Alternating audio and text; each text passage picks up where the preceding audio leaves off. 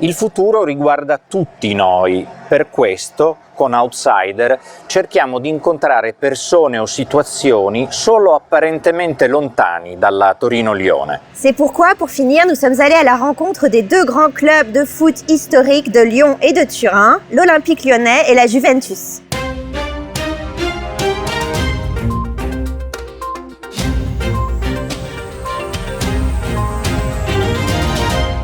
Que nous disent les grandes compétitions de foot, du sport comme outil de communication entre les peuples, les villes et les pays? Prenons l'exemple du match qui opposait, en février dernier, la Juventus à l'Olympique lyonnais. L'événement était attendu des deux côtés des Alpes. La rencontre, en match aller de 8e de finale de la Ligue des Champions, de deux clubs mythiques et de leurs villes, Lyon et Turin, unis par le football et bientôt par le train. La menace encore diffuse du coronavirus n'a pas empêché Lyonnais et Turinois de communier ensemble autour des valeurs fédératrices du sport. Le rendez-vous était d'autant plus attendu qu'un lien particulier unit les deux villes et leurs deux équipes au glorieux palmarès. Ce lien, c'est celui créé par les relations très riches bâties au fil de l'histoire entre la France et l'Italie. Comme le rappellent deux grands passionnés de football, Paolo Garimberti, journaliste et président du Juventus Museum, un établissement culturel dédié à la gloire du club à Turin, et Stéphane Benas, fan inconditionnel de l'OL et même de la Juve, président du musée de l'Olympique lyonnais, mais aussi italien par ses grands-parents. Aujourd'hui, un projet ferroviaire comme le projet Lyon-Turin permet toujours plus d'interconnexions, plus de connexions entre les gens. Et c'est ce qu'on attend aujourd'hui, effectivement, d'un point de vue culturel, mais aussi économique, c'est d'avoir des personnes qui peuvent se rencontrer, partager, échanger et se rapprocher. Il problema dell'Europa è sempre stato che gli interessi nazionali hanno sovrastato gli interessi generali, gli interessi dell'Unione Europea. Certamente collegamenti più veloci, rapporti tra le persone e anche tra le cose, tra le merci, possono aiutare a colmare un po' questo problema di fondo che è quello dell'egoismo nazionale che prevale sull'interesse collettivo. Toute infrastructure et tout moyen de transport permet à des villes de se rapprocher. Aujourd'hui, chaque personne a envie de bouger, de voyager, de rencontrer, de découvrir. Et effectivement, des infrastructures ferroviaires, routières également, mais ferroviaires, permettent beaucoup plus de facilité dans la connexion, dans l'interconnexion, dans les échanges et dans la rencontre. Torino e Lione sono due città in qualche modo complementari, si assomigliano anche. Molti di coloro i quali vanno a Lione, come capita frequentemente a me, dicono che Lione assomiglia moltissimo a Torino e viceversa. Ci sono tante affinità, anche culturali, sono due città che vivono moltissimo anche di cultura, vivono moltissimo di turismo.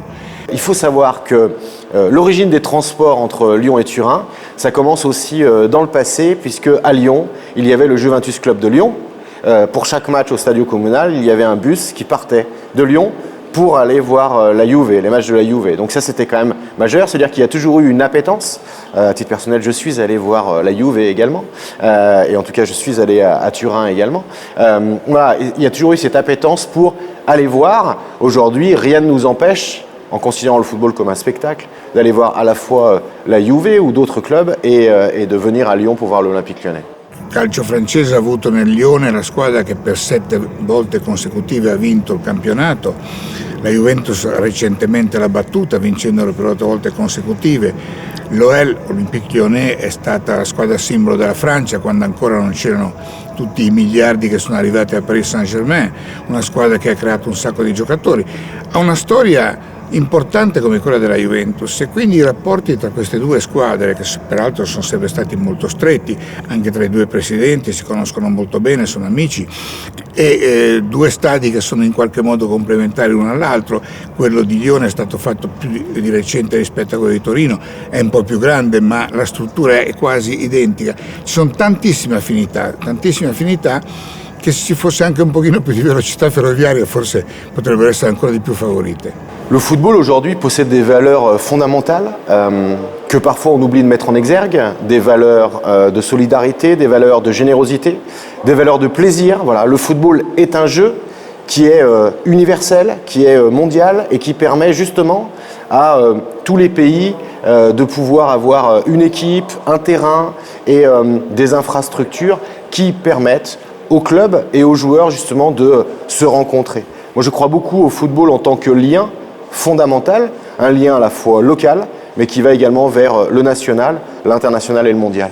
No, molto spesso si vedono, soprattutto in Europa, delle situazioni in cui veramente è un piacere avere il tifoso dell'altra squadra che ti saluta, un po' quello che succede nel rugby, dove in Francia peraltro hanno più cultura che da noi del rugby, ma il calcio talvolta unisce, talvolta, non sempre.